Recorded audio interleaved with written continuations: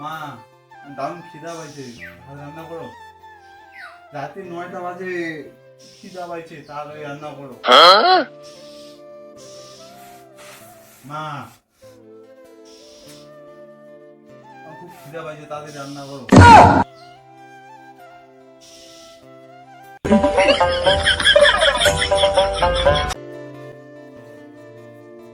শুধু একটু ফোনটা দে না, তোর মাসিকে ফোন করি।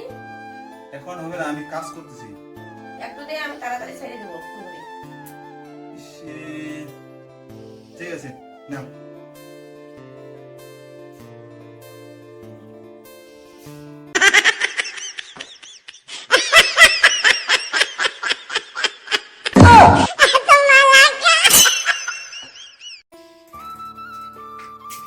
শিবির রান্না করবো, গ্যাস লাইট কোথায়? গ্যাস লাইট আমার প্যান্টের পকেটে আছে।